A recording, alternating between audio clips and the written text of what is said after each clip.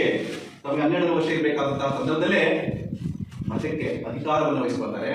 ಒಂದು ಪಟ್ಟಾಭಿಷೇಕ ವಿಜೃಂಭಣೆಯಿಂದ 23ನೇ ಜಗದ್ಗುರುಗಳಾಗಿರ್ತಕ್ಕಂಥ ರಾಜೇಂದ್ರ ಶ್ರೀಗಳವರ ಒಂದು ಪಟ್ಟಾಭಿಷೇಕ ನೆರವೇರುತ್ತೆ. ನೋಡಿ, 12ನೇ ವಯಸ್ಸು ಅಂತಂದ್ರೆ ಎಷ್ಟು 6ನೇ ಕ್ಲಾಸ್ 7ನೇ ಕ್ಲಾಸ್ ಇರ್ಬೋದು. ಇಂತಹ ಬಾಲ್ಯಾವಸ್ಥೆಯಲ್ಲೇ ಅವರಿಗೆ ಪಟ್ಟಾಧಿಕಾರವನ್ನ ಮಾಡ್ತಾರೆ. ನಿಮಗೆಲ್ಲ ಕೆಲವು ಆಸೆ ಆಕಾಂಕ್ಷೆಗಳಿರ್ತವೆ. ಮೊದಲ ವಿದ್ಯಾರ್ಥಿಗಳು ನಾನು ಚೆನ್ನಾಗಿ ಓದಬೇಕು, ನಾನು ಇಂಜಿನಿಯರ್ ಆಗಬೇಕು, ನಾನು ಡಾಕ್ಟರ್ ಆಗಬೇಕು, ಏನೇನೋ ಆಸೆಗಳಿರ್ತವೆ.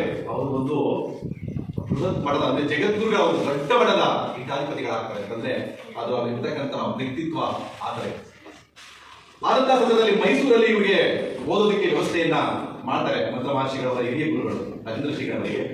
ಅಂತಹ ಸಂದರ್ಭದಲ್ಲಿ ಇವರಿಗೆ ಬಹಳ ಸಮಸ್ಯೆಗಳನ್ನು ನೋಡ್ತಾರೆ ಸಮಾಜದಲ್ಲಿ.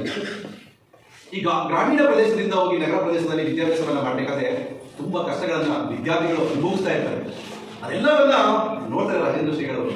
ನಾನು ಜಗದ್ಗುರುಗಳ ಮಠದಾಗಿ ಅವ್ರ ಪಾಡಿಗೆ ವೈಭೋಗಯುತವಾದ ಜೀವನವನ್ನು ನಡೆಸಬಹುದಾಗಿತ್ತು, ಆದ್ರೆ ಅವರು ಮಾಡಿಲ್ಲ ಅಂತ ಆ ಮಕ್ಕಳ ಶ್ರೇಯೋಭಿವೃದ್ಧಿಗಾಗಿ ದುಡಿತಾರೆ.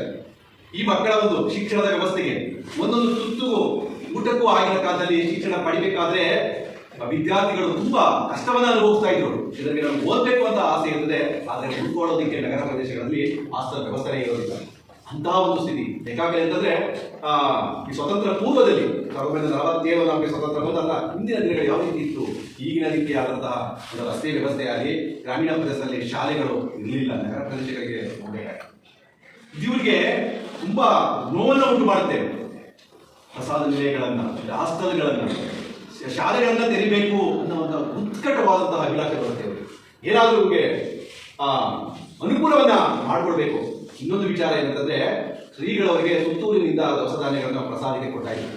ಅವರಿಗೆ ಕೊಡ್ತಿದ್ದಂತಹ ಪ್ರಸಾದದಲ್ಲೇ ಸುಮಾರು 15 ಮಕ್ಕಳನ್ನ ಸಾಕ್ತಾ ಇದ್ರು. ಅಂದ್ರೆ ಆ ವಯಸ್ಸಲ್ಲೇ ಇರೋದ್ರೆ ಬೇಕಾಗಲಿ ಅವರಿಗೆ ಮಕ್ಕಳ ಬಗ್ಗೆ ಅರಣ್ಯವಾದಂತಹ ಪ್ರೀತಿ ಅವರಲ್ಲಿ ಇತ್ತು ಅಂತ